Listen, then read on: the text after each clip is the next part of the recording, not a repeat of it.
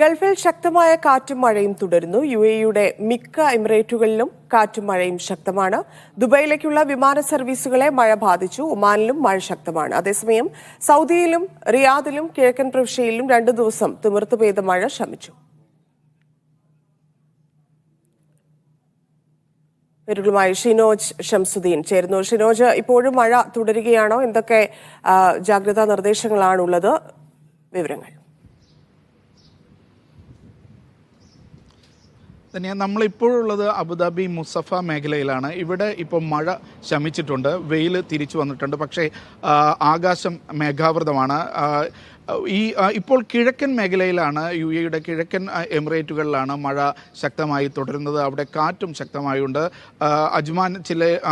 അജ്മാൻ്റെ കിഴക്കൻ മേഖലയിൽ ആലിപ്പഴ വർഷവുമുണ്ടായി. ദുബൈയിൽ പലയിടത്തും വെള്ളക്കെട്ടുണ്ട്. ഷാർജയിലും വെള്ളക്കെട്ട് രൂക്ഷമായി തുടരുന്നുണ്ട്.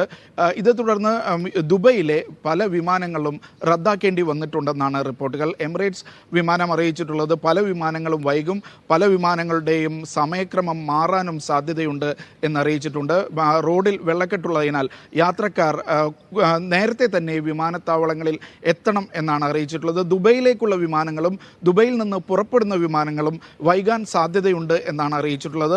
ഇന്ന് വൈകുന്നേരം വരെ യുഎഇയുടെ പല ഭാഗങ്ങളിലും മഴയുണ്ടാകും. രാത്രിയോടുകൂടി മഴമേഘങ്ങൾ ഒമാന്റെ പ്രദേശത്തേക്ക് നീങ്ങും എന്നാണ് അറിയിച്ചിട്ടുള്ളത്. തന്നെയാണ്. ശരി ഷിനോജ്.